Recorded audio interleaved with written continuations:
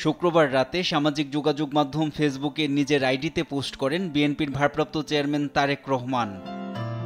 পোস্টের শুরুতে ৬ ডিসেম্বরকে অবিস্মরণীয় দিন উল্লেখ করে তিনি বলেন, ১৯৯০ সালের এ দিনে রক্তাক্ত ও পিচ্ছিল সংগ্রামের মাধ্যমে স্বৈরশাসনের অবসান হয়েছিল।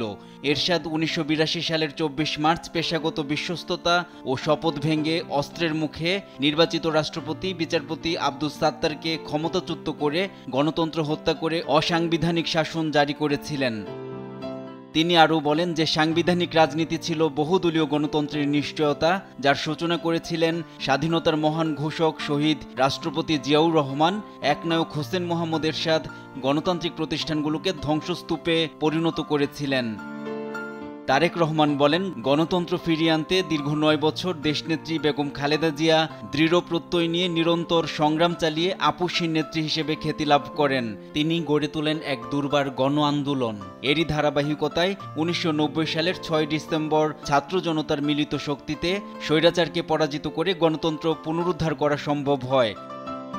তিনি আরও বলেন, সেই অর্জিত গণতন্ত্রের চেতনায় আবারও ছাত্র জনতা ২০২৪ সালের ৫ আগস্ট এক হিংস্র ফ্যাসিবাদী শক্তিকে পরাস্ত করে। ঐতিহাসিকভাবে ফ্যাসিস্ট আওয়ামী লীগ ছিল গণতন্ত্রের ভয়ঙ্কর শত্রু।